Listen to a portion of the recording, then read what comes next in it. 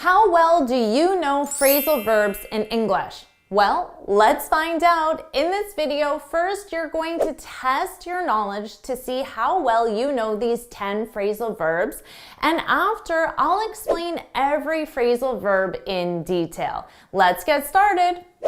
Question 1. She's just really good at basketball. Now, I'll only give you 3 seconds to answer the question, so hit pause, take as much time as you need, and when you're ready, hit play. She's not showing off. Question 2, it's hard to meditate when my kids keep barging in. Question 3, we've been friends for 20 years. I'm not going to let this come between us. Question 4, it's amazing how fast the company after the pandemic. The company bounced back. Question 5, I need to call the garage. My car's been all week. My car's been acting up. Question 6, his speech didn't. The urgency of the situation. His speech didn't get across. Question 7, Jess can close any deal. We can count on her. Question 8, I can't give you the day off tomorrow, but I can by letting you leave early. I can make it up to you. Question 9, they said the price is too high, but give them a week, they'll come around. Question 10, my boss always makes me stay late. I don't know why I put up with it. How'd you do with the quiz? Share your score in the comments below, and don't worry if it was difficult, because now I'm going to explain every phrasal verb in detail. Number 1, to come around to an opinion or an idea. And this means to change your opinion or to see a new point of view. Now notice the sentence structure, because we have 2 prepositions, around and to, and then after to, we need something. We need a noun, an opinion, or an idea. For example, I came around to the new job after I heard about the benefits package. So remember, this means you changed your opinion. So previously, you didn't want the new job, but now you've come around to it. So you've changed your opinion. Now you want the new job because you heard about the benefits package. We commonly use this without the preposition to and without specifying the something when the something has already been mentioned. For example, at first I didn't want to move to Boston, but I came around after I visited. So notice, I didn't say I came around to something because the something had already been mentioned. So I came around to the idea after I visited. Number 2, to get across a point or a message. And this is when you clearly and effectively communicate a point or a message. For example, make sure you get across that the project is over budget. So if you're having a meeting with a client and your boss has this very particular message or idea, the project is over budget, and your boss wants you to communicate that in a clear, effective way. Your boss wants to make sure you get that across. Now, we also use this when you're talking, and the ideas aren't really coming out very well. And after a while, you stop and you say, what I'm trying to get across is, and then you state your point. What I'm trying to get across is the project is over budget. Number 3, to show off. This is when you deliberately display your skills or abilities in a way to impress other people. Now, this is frequently used in the negative. Don't show off. Don't show off. But there's definitely a time and a place when you want to show off. For example, when you're going to a job interview, you shouldn't be modest. You should show off your skills and abilities. You should talk about all your awards, your accomplishments, your degrees, the compliments you've received. You want to show off all of your experience to the interviewer. So an interview is the perfect time to show off.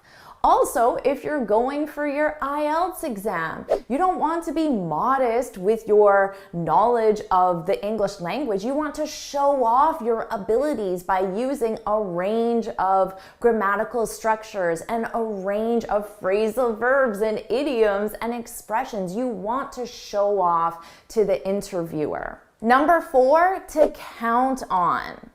Now, this is exactly the same as to rely on or to depend on. So you have 3 different phrasal verbs, all with on, that mean the exact same thing. And this is, of course, when you trust someone or something to complete a specific task or objective. For example, I can always count on Selma to stay late. So you can trust Selma to complete the specific task or objective, which is to stay late. And remember, you could replace this with rely on. I can always rely on Selma. Or depend on. I can always depend on Selma. Now, we frequently use this in a question response. For example, can I count on you? Can I count on you to close the deal? And then you can reply back and say, absolutely, you can count on me. Number 5, to come between. Now, this is when something disturbs a relationship. And that relationship can be a professional relationship, a social relationship, romantic, family relationship. It can be any kind of relationship. For example, Jacob and Marcus were best friends until Sylvie came between them. So that's the image you could have. They were close, Jacob and Marcus, but then Sylvie came between them and now they're divided. Sylvie disturbed their relationship. Now, it's very common for a girl or a guy to come between a relationship, but it doesn't have to be a person. It could be that Jacob and Marcus were very close, but the promotion came between them. The new job came between them. Their family came between them. Their politics came between them. Their religion came between them. It could be anything came between them. Money is a good one as well that comes between people in relationships. And remember, you can use this in any type of relationship. Number 6, to put up with something or someone. And notice this is a 2 preposition phrasal verb, put up with. Put up with. And we use this to say that you tolerate bad behavior or unwanted behavior, to put up with. For example, I don't know how you put up with your boss. I don't know how you tolerate your boss. Now, of course, we can be more specific and specify the action that the boss does. I don't know how you put up with your boss's constant criticism, for example, or your boss's distasteful jokes, for example. I don't know how you tolerate it. Now, we commonly use this to say, I'm not going to put up with, and then the behavior. I'm not going to put up with your constant criticism any longer. Number 7, to bounce back. Now, to bounce back, this is when you recover or recuperate. Now, you can use this when you recover from a negative situation in a business context, like for example, a bad sales quarter or a bad product launch, for example. But it can also be when you recover or recuperate from an illness. So you can use it in both those situations. For example, in a workplace situation, you could say, I don't know how we'll bounce back from our loss in Q2. So I don't know how we'll recover. And then you could have a discussion. How can we bounce back? Does anyone have any ideas on how we can bounce back? Now, in terms of recovering or recuperating from an illness, you could say, it took me a while to bounce back after my surgery. So it took me a while to recover, recuperate. Number 8, to act up. This means to behave badly or strangely. This is very commonly used with parents describing the actions of their young children or even their older children. My son keeps acting up, behaving badly. But we can also use this with devices and objects. For example, my computer keeps acting up, behaving strangely. My computer keeps acting up. I hope it doesn't break. Number 9, to make it up to someone. This is quite a long one, so pay attention to this sentence structure. To make it up to someone. Now, we use this when you try to compensate for a wrongdoing. For example, let's say it's your best friend's birthday and you can't go for whatever reason. So this is the wrongdoing, not going to your best friend's birthday party. Now, if you want to compensate for that wrongdoing, you could say, I'm so sorry, I can't make your birthday party. I promise I'll make it up to you. I'll make it up to you by taking you out for a nice dinner.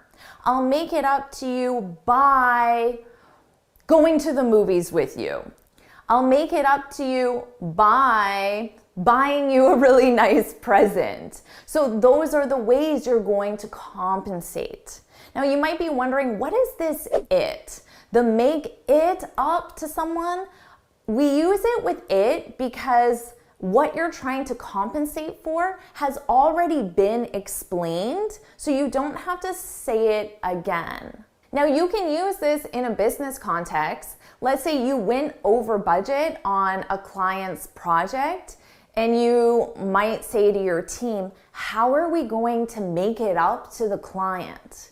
How are we going to compensate for our wrongdoing? The wrongdoing is you went over budget. And then maybe someone would suggest we can make it up to them by offering a discount or offering a free product, offering an extra service. So those are how you're going to compensate for the wrongdoing, to make it up to someone. Number 10, to barge in. When you barge in, you enter a place, a location unexpectedly, and you interrupt whatever's taking place. For example, I was in my office working and this kid just barged in and handed me his CV. But later, I hired him. So by saying the kid barged in, it implies that he didn't have an appointment, he wasn't expected, he just barged in unexpectedly and he interrupted whatever I was working on. But in this case, it was successful because he got the job. Now that you understand these phrasal verbs a lot better, let's do that exact same quiz from the very beginning again. Here are the questions for the quiz. You need to complete each sentence using the correct phrasal verb. So go ahead and hit pause now and complete the quiz. Here are the correct answers. Go ahead and hit pause and see how well you did. Amazing job with this lesson. So, do you want to try another quiz? You can get started with your next quiz right now, and make sure you get this free speaking guide on how to speak English fluently and confidently in 6 easy steps. You can get it from my website right here, absolutely free. And when you're ready, start your next quiz.